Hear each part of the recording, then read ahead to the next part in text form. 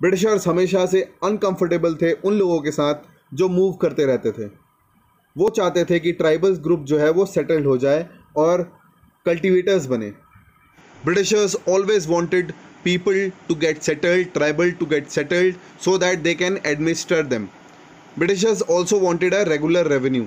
Revenue चाहिए था उन्होंने. So they introduced land settlements. वो छोटा सा लैंड मेजर करते, ट्राइबल पीपल को देते और उस पर खेती करने के लिए उनको कहते with the help of plough, and in return they wanted fix revenue, उनसे पैसे मांगते। Some peasants were declared land owners, others tenants. Britishers का जो प्लान था शिफ्टिंग कल्टीवेटर्स को सेटल्ड कल्टीवेटर्स बनाने का, वो फेल हो गया बिकॉज लैंड उतना फर्टाइल नहीं था, and those people who converted from झुम टू सेटल्ड कल्टीवेशन सफ़र्ड। इस वजह से नॉर्थ ईस्ट में जो झुम कल्टीवेटर्स थे और शिफ्टिंग कल्टीवेटर्स थे, जो दोनों एक ही चीज़ हैं, उन्होंने प्रोटेस्ट किया and they protested against the Britishers that they will not quit jhum cultivations. इस वजह से Britishers gave them permission to do the cultivation on a small patch of land और a small area of a forest. Forest के छोटे से हिस्सा उनको दे दिया गया जहाँ पर वो शिफ्टिंग कल्टीवेशन कर सकते थे। Forest laws and their impact. Britishers tried to control the forest and they implemented the forest laws.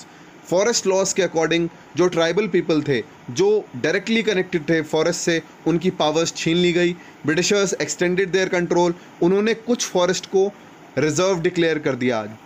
जो रिजर्व फॉरेस्ट थे, वहाँ की जो टिम्बर है, लकड़ी है, उसको यूरोप भेजा जाता था और झुम कल्टीवेशन वहाँ पर प्रैक्टिस नहीं करा जाता था।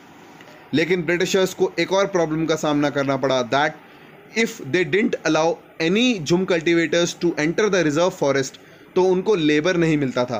वो कैसे उस टिम्बर को रेलवे ट्रैक्स तक पहुंचाएंगे और उसको एक्सपोर्ट करेंगे Britain.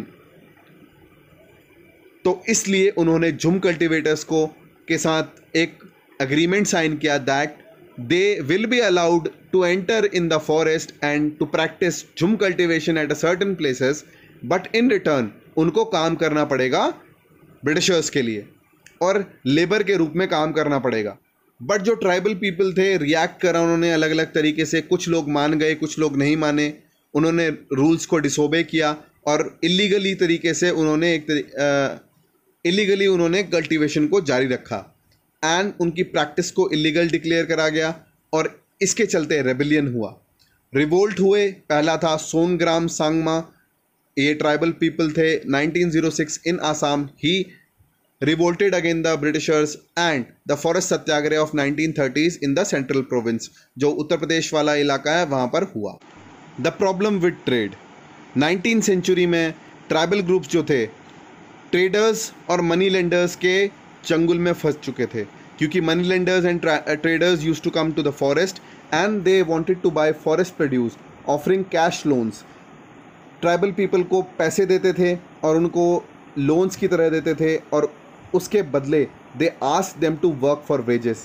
It took tribal group some time to understand the consequences of what was happening.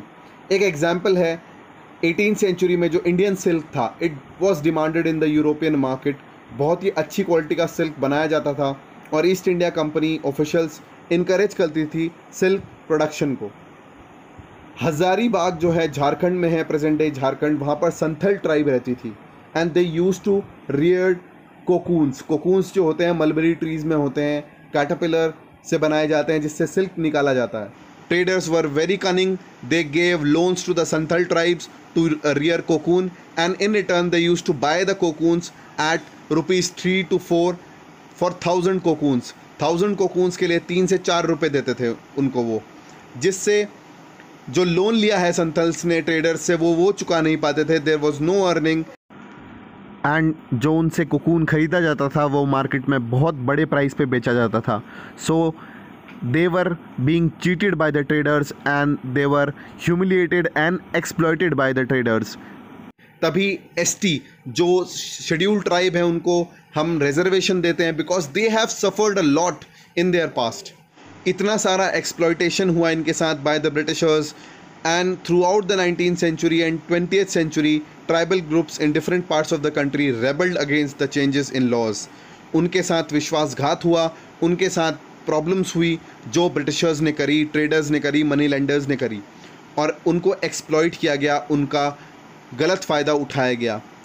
तो उसके अकॉर्डिंग रिवोल्ट्स हुए, रेबेलियन करे गए इन ट्राइब्स के द्वारा।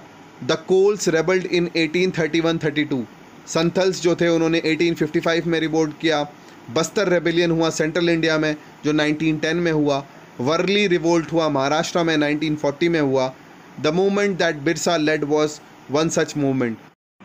सो Birsa Munda was a revolutionary tribal leader. This paragraph you should read on your own. We will discuss it later in the next lecture videos. Till then, take care of yourself and stay safe. Jai Hind.